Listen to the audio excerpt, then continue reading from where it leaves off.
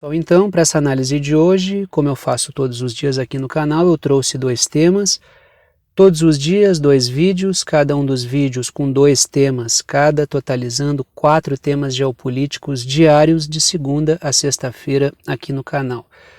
O primeiro tema que eu trago para discussão é a elevação da tensão nuclear no mundo, o que não significa necessariamente, já quero abrir essa discussão fazendo essa ressalva, porque eu acho importante. Não vamos aumentar a angústia da população, das pessoas, no momento em que já existem motivos suficientes para a gente se angustiar. Não estou dizendo aqui que a gente está caminhando para uma guerra nuclear, que estamos caminhando para uma terceira guerra, não estou dizendo isso. É possível que já tenhamos entrado nesse tipo de cenário, já estejamos nesse cenário, é possível, mas ainda precisa acontecer muita coisa, o cenário precisa piorar bastante para que a gente fale de uma consolidação de um cenário de terceira guerra ou um cenário de conflito nuclear. Tem muita coisa errada que precisa acontecer ainda para a gente caminhar para uma situação desse tipo. Muitas das vezes, conforme eu vou trazer aqui, o que acontece é que existe uma elevação da tensão de ameaças de lado a lado, de exercícios nucleares de lado a lado, como está acontecendo, para aumentar a capacidade de dissuasão, aí o outro lado acaba bancando, dobrando a aposta e assim a coisa prossegue, até que num dado momento os lados sentam para negociar numa condição de força e colocar fim a uma certa situação. É provável que seja muito mais isso do que propriamente uma situação de escalada para uma terceira guerra, muito embora na história do mundo a gente sempre deixe no horizonte também as piores perspectivas, mas de antemão já quero tentar acalmar um pouquinho da angústia. Não há por que ficar alarmando as pessoas se não há ainda um cenário consolidado desse tipo. É o que eu tenho dito aqui no canal. O segundo tema que eu trago para a discussão diz respeito à questão de Israel e Estados Unidos, envolvidos, muito provavelmente, nos protestos que estão acontecendo no Irã, e o Irã denunciando isso. Vamos falar um pouquinho sobre esse contexto, Estados Unidos e Israel de um lado e o Irã de outro. Quero falar um pouquinho sobre isso nessa análise de hoje também. Como sempre, eu trago as minhas anotações e em torno das minhas anotações eu vou desenvolvendo os meus raciocínios, como eu costumo fazer todos os dias aqui no canal. Quem acompanha o trabalho sabe exatamente como é que funciona. Começo discutindo a questão das ameaças nucleares, dessa elevação da tensão nuclear no mundo. Sempre que a gente toca nesse tema, existe sim uma ansiedade muito grande das pessoas em torno desse tema, tanto é que eu fiz questão de tentar acalmar um pouquinho, porque existe toda uma cultura, como eu já falei aqui, toda uma produção cultural de filmes, de livros ligada a essa questão da tensão nuclear. Isso foi um ambiente constante durante a Guerra Fria, ficou no imaginário de muita gente, então não convém exacerbar a coisa para além do necessário, porque senão isso acaba sobrecarregando o nosso emocional e acaba levando a gente a um desgaste maior. Tanto é que muito se fala aí de saúde mental e, logicamente, que em tempos como os nossos o ambiente é bastante estressante. E depois eu falo um pouquinho sobre a questão de Irã, Israel e dos Estados Unidos. Começo pela questão da tensão nuclear então, esse é o primeiro momento. A primeira anotação que eu trago é uma notícia. Os Estados Unidos podem estar atualizando, então foi uma notícia que foi publicada aí a partir de um telegrama que foi vazado. Bom, aí a gente tem que observar direitinho quem vazou, por que pode ter vazado. Quando o vazamento vem de mídias corporativas ou daquelas mídias mais ligadas à OTAN, sobretudo quando é um vazamento, o fruto de um vazamento de estados atlanticistas, de países membros da OTAN, a gente tem que tomar algum cuidado, porque a coisa pode e provavelmente foi vazada de propósito. Então eu faço uma ressalva aqui também.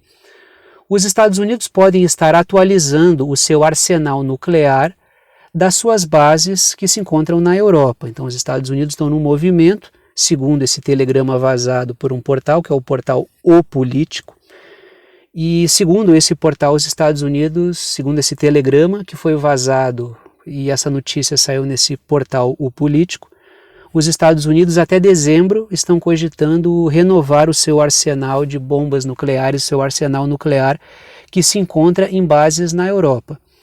Aí a gente investiga a seguinte questão: como se trata do portal O Político, que é um portal umbilicalmente ligado aos interesses atlanticistas, e esse telegrama foi vazado da OTAN. Logicamente que a gente não acredita em milagre, boa parte dos furos jornalísticos, entre aspas, se tratam de algo que foi vazado pelo próprio interesse, por algum motivo específico. Eu deixo aqui a pergunta, e vocês podem comentar o que vocês acham aí nos comentários, podem colocar a perspectiva de vocês, se não é intuito do próprio atlanticismo vazar entre aspas, esse telegrama dos Estados Unidos, uma comunicação interna, para que isso funcione como uma espécie de ferramenta de dissuasão em relação à Rússia, porque logicamente isso vai ganhar uma repercussão internacional, para tentar demonstrar o seguinte: bom, se a Rússia, se o Putin do lado de lá diz que vai usar todos os meios disponíveis num conflito contra a Ucrânia, e que logo é um conflito indireto contra a OTAN, porque essa é a maneira mais honesta de chamar o que está acontecendo na Ucrânia, já que quem está municiando a Ucrânia é a OTAN. Então se trata de um conflito indireto entre Rússia e OTAN, um conflito no qual a Ucrânia é digamos assim, a bucha de canhão desse processo como um todo, tanto é que o país está sendo completamente destruído. Já falamos aqui várias vezes sobre o projeto atlanticista de utilizar a Ucrânia para tentar desestabilizar a Rússia e gerar uma circunstância de crise internacional.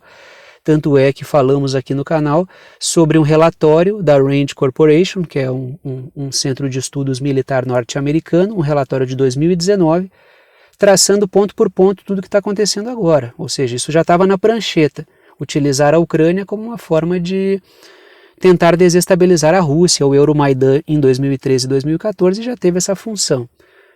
Então, quando o pessoal vaza um telegrama desse tipo, pode estar tentando dissuadir a Rússia de que os norte-americanos estão armando o lado de lá e que a Rússia tome certos cuidados. Então, nesse momento de tensão, de exercícios nucleares, tudo é ameaça, tudo é elevação de tensão, muito provavelmente para desaguar numa negociação. Pode ser que a coisa saia de controle, mas a gente precisa sempre tomar o devido cuidado para não alarmar as pessoas além da conta. Trago mais uma notícia aqui. Já existem armas nucleares norte-americanas, estadunidenses, em bases dos Estados Unidos que se encontram na Alemanha, na Bélgica, na Holanda, na Itália e na Turquia. Então os Estados Unidos já têm um arsenal nuclear que se encontra nesses países, sob o controle norte-americano, logicamente. Não estou dizendo que a Alemanha, que a Bélgica, que a Holanda, que a Itália, que a Turquia tem armamento nuclear. Esse armamento nuclear é dos Estados Unidos e está nesses países. A Finlândia está reivindicando a colocação de armamento nuclear em bases norte-americanas na Finlândia também, embora essa perspectiva seja uma perspectiva bastante longínqua, já que a ideia seria de que a Finlândia entre na OTAN, o que ainda não é certo que vai acontecer. A Suécia também pode entrar na OTAN, mas isso depende ainda de um voto da Turquia. Se eu não me engano, agora a Hungria também está complicando o processo nessa votação, então a Turquia complica para negociar, e a Hungria também está emperrando o processo muito porque tem relações comerciais muito estreitas com a Rússia, sobretudo na questão energética. Então o Viktor Orbán também está incomodando o atlanticismo nesse ponto, embora seja um membro da OTAN, senão não teria essa capacidade de fazer esse tipo de movimento. Além da Finlândia ser um fronte importante contra a Rússia, até por isso o pedido da Finlândia de ter instalados ali equipamentos nucleares, é difícil porque esse equipamento ficaria na fronteira com a Rússia e isso geraria uma provocação muito grande, por isso que me parece algo mais distante.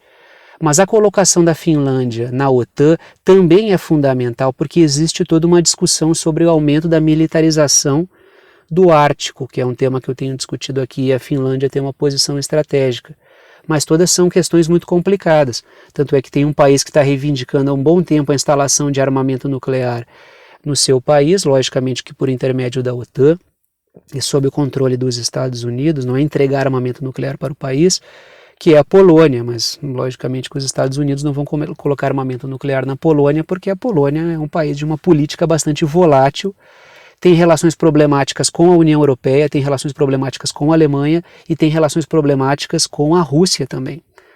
Então, logicamente que são tomadas as devidas precauções antes de sair colocando armamento nuclear, sobretudo para a Polônia, na Polônia, que tem tido um comportamento bastante provocador em relação à Rússia durante esse conflito, como eu abordei várias vezes aqui no canal. Trago uma terceira anotação. Tanto a Rússia quanto a OTAN estão realizando, no atual momento, exercícios de ataque nuclear. Isso é importante. Os exercícios da OTAN estão acontecendo na Bélgica e os exercícios russos estão acontecendo, logicamente, na Rússia. Aí eu deixo o seguinte questionamento: exercícios nucleares de lado a lado. A Rússia fez ponderações críticas em relação à OTAN realizar esses exercícios nesse momento, e realmente não era momento de realizar esse tipo de exercício.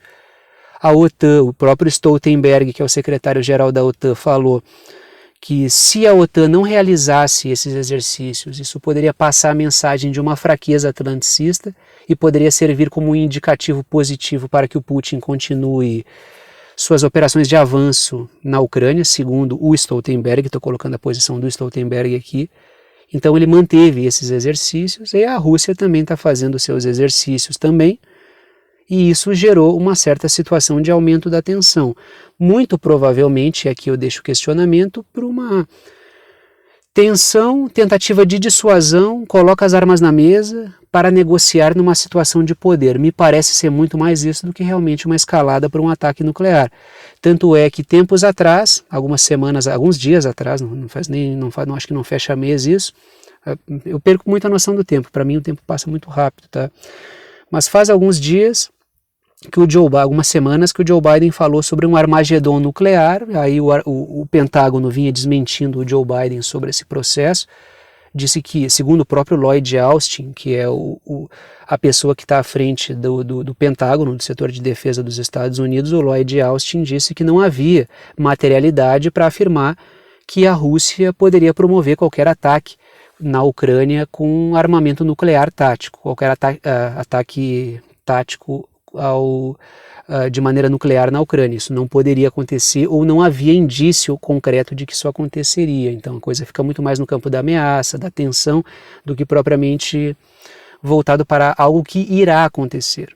Então o que eu estou colocando aqui? Existe uma tensão, existem movimentos de pressão para a dissuasão, mas muito provavelmente voltados para a negociação. Estou dizendo que não pode acontecer? Não, estou dizendo que isso não é impossível, mas não é muito provável no curto prazo, pelo menos. Então, antes, quando a coisa ficar séria, a gente realmente trata o tema com essa gravidade, até para não alarmar ninguém sem motivo. Trago aqui mais uma anotação. Os Estados Unidos disseram que podem usar armamento nuclear para defender, daí agora vamos lá para a Ásia.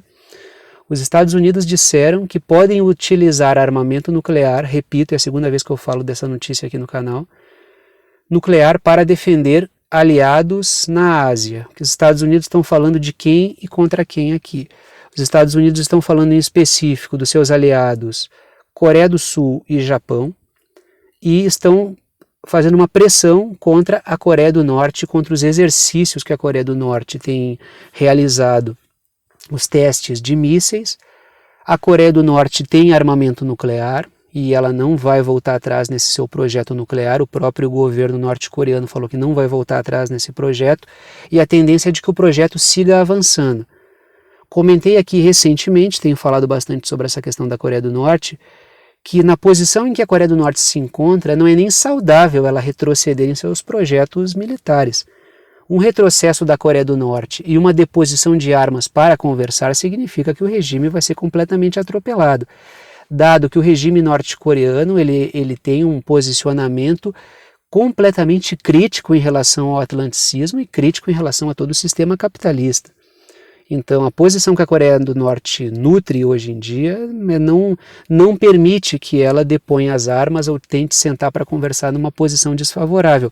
Por isso que a Coreia do Norte mantém o tom lá em cima. Logicamente que isso acaba respingando na China, que é um país vizinho, e a China tentar arrefecer a tensão, a Coreia do Norte amplia a tensão, e embora a China não queira ser tragada para dentro de uma situação, é lógico que se a Coreia do Norte sofrer qualquer tipo de intervenção, a China terá que promover algum tipo de operação, porque a Coreia do Norte é um país que mantém um certo equilíbrio de forças na região. mantém a Coreia do Sul sob alerta, mantém o Japão em alerta, então a Coreia do Norte ser invadida e dominada é uma coisa que dificilmente a China vai permitir assim com essa facilidade, então envolve um emaranhado de relações muito complexas. Agora vamos falar um pouquinho sobre o caso do Irã, de Israel e dos Estados Unidos. Vamos deixar a tensão nuclear para lá, muito embora o Irã também envolva uma questão nuclear, então a gente está pontilhando o mundo de situações que envolvem questões nucleares, muito embora estejamos distante de um conflito nuclear direto, até porque existe a percepção evidente, óbvia e correta de que isso seria ruim para todos os lados. Não vou eu aqui fazer defesa de ataque nuclear, porque isso seria uma irresponsabilidade. Trago aqui uma anotação, até porque todos os lados envolvidos, os lados poderosos possuem, então ataque de lado a lado levaria a resposta de lado a lado, isso levaria a vários problemas para todos nós por muitos anos. Ataques nucleares não são assim, ó, atacou nuclear, o problema acabou. Existe a questão da radiação e é uma questão muito mais complexa, né? Trago aqui a primeira anotação sobre o Irã. Os Estados Unidos impuseram um novo pacote de sanções a pessoas e instituições do Irã. Por quê? Qual é a argumentação norte-americana? Praticamente todo dia sai uma sanção nova contra o Irã. Por causa dos protestos que estão ocorrendo, mas sobretudo por causa da repressão do governo iraniano contra os protestos que estão crescendo. Então é muito provável que essa situação dos protestos torne cada vez mais distante o acordo nuclear com o Irã. O acordo nuclear do atlanticismo com o Irã, acordo do qual os Estados Unidos saíram durante o governo do Donald Trump e agora não estão conseguindo retomar essa negociação. Vez ou outra, essa situação se aproxima, parece que o acordo vai ser assinado, depois a coisa se distancia, parece que vão rasgar e nunca mais vão assinar o acordo, depois volta, então existe um sistema de distanciamento, aproximação, mas esses protestos, logicamente, são um momento de distanciamento. Nesse momento, não dá para pensar numa assinatura de acordo entre o Irã e o atlanticismo, entre o Irã e os Estados Unidos e os membros que compõem essa discussão. Por quê? Porque esses protestos estão levando a uma série de críticas dentro dos Estados Unidos e os Estados Unidos não vão assinar ao governo para que ele não assine. Quem ganha com isso, logicamente, é Israel. Se o Irã assinar esse acordo, logicamente, isso vai significar o quê? Que as relações comerciais entre o Irã e o mundo ocidental e o mundo atlanticista vão ser retomadas, derrubando as sanções, o Irã volta a crescer com mais velocidade economicamente, o Irã é uma força regional no Oriente Médio, principal rival de Israel, então Israel ganha muito com esse atraso de assinatura do acordo nuclear. Até por isso eu entro aqui na segunda notícia que eu trago para vocês nesse assunto. O Irã acusa Israel de municiar os protestos que estão matando cada vez mais agentes de segurança do Irã. Então qual é a posição que o Irã tem sobre isso? Que esses protestos são municiados, instrumentalizados por Israel muito para que o acordo nuclear seja arremessado na lata do lixo, muito para afastar a possibilidade de Irã e Estados Unidos sentarem para conversar. Inclusive teve um tema que eu discuti aqui recentemente, até uma pessoa que acompanha o canal comentou, parece que é bola de cristal, que eu tinha falado sobre um retorno, um requentamento do ISIS, que é o grupo terrorista, no Iraque e na Síria, e que eu coloquei aqui, deixei a seguinte perspectiva de que provavelmente os Estados Unidos estão envolvidos nisso, porque normalmente eles estão. Aí aconteceu um atentado do ISIS, que o ISIS chamou para si a responsabilidade desse ataque num santuário no Irã. Aí esse camarada comentou, olha aí, ó, tu falou do ISIS, um dia antes, no outro dia ele não atacou, não foi um ataque no Iraque ou na Síria, foi um ataque no Irã. Então provavelmente a gente está tendo aí realmente um retorno do ISIS.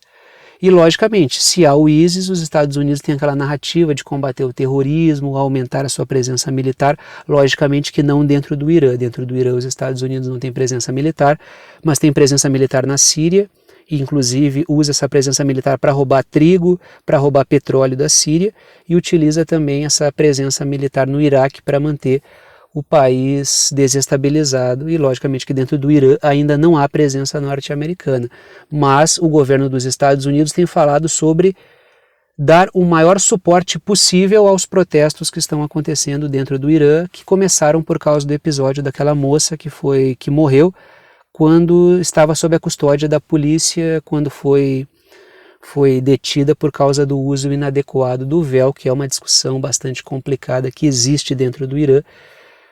Uma parte considerável das mulheres não se nega propriamente a usar o véu, mas tem críticas muito pesadas à forma como a polícia de costumes, as guardas de costumes abordam as mulheres.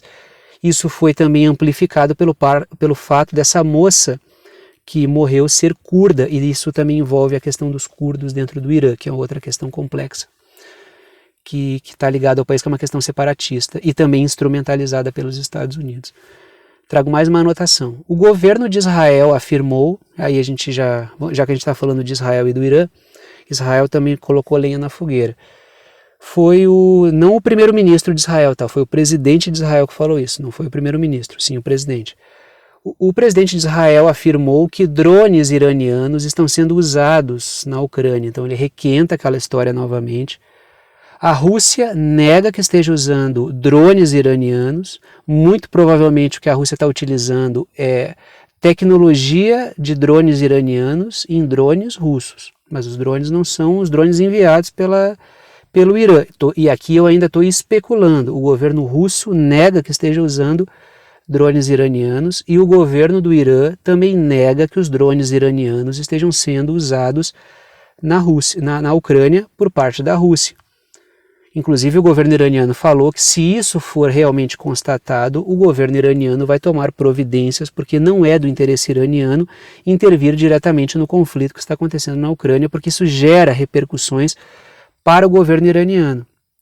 O Estado de Israel alega que Israel até o momento, e isso é uma verdade, tem tido uma conduta de não enviar diretamente armas para serem utilizadas na Ucrânia. Tanto é que o governo Zelensky tem criticado insistentemente o governo de Israel, apelando para aquela história de que ele é judeu, e o Zelensky é judeu e deveria ser ajudado pelos israelenses. Ele já fez esse apelo no parlamento de Israel, deu uma repercussão muito negativa, até porque o Zelensky é um judeu que tem várias relações estreitas com grupos neonazistas ucranianos, então tem toda uma situação muito complicada, e o apelo do Zelensky, esse apelo ao judaísmo do Zelensky, ele acaba não colando e acaba gerando um constrangimento em relação a Israel, que tem mandado ajuda humanitária, mas tem se recusado a intervir de maneira a favorecer o poder de fogo da Ucrânia nesse momento contra a Rússia, até porque existem relações muito boas entre a Rússia e o Estado de Israel,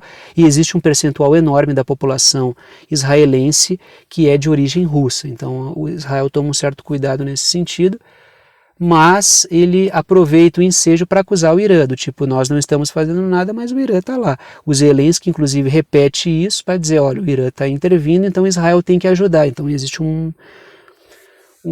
uma guerra de informações no meio, também como todas as guerras, não é uma coisa contemporânea, não é algo da guerra híbrida de agora, assim, esse contexto contemporâneo, é uma coisa que sempre teve, guerra de informação sempre teve. Quando não tinha internet, um avião passava voando, atirava panfletos e cartazes para tentar baixar o moral da tropa no contexto de outras guerras, então não é uma coisa de agora. Informação falsa, agente duplo, isso tem muitos conflitos, isso não é de agora e isso é bem antigo, na verdade. Dito isso, vou parando por aqui. Gostou da análise, gostou do canal, quer saber como apoiar esse canal independente? Todas as formas de apoio estão na descrição aqui embaixo. Pode apoiar através do Apoia-se, que é uma plataforma que permite apoio por boleto ou por cartão. O link do Apoia-se está na descrição aqui embaixo do vídeo. Pode apoiar pelo Pix também, o Apoia-se com qualquer valor, tá? O valor que tu quiser aí é bem-vindo e eu agradeço enormemente. Ou pode apoiar também financeiramente pelo Pix, a chave Pix está na descrição aqui embaixo, é uma chave de e-mail, mas eu te digo, é pixverdadeconcreta@gmail.com, pixverdadeconcreta@gmail.com, ajuda com o valor que quiser, é uma ajuda solidária, ajuda quem pode, ajuda quem quer e o conteúdo fica aberto para todo mundo. Agradeço aos que apoiam, vou parando por aqui e tchau para vocês.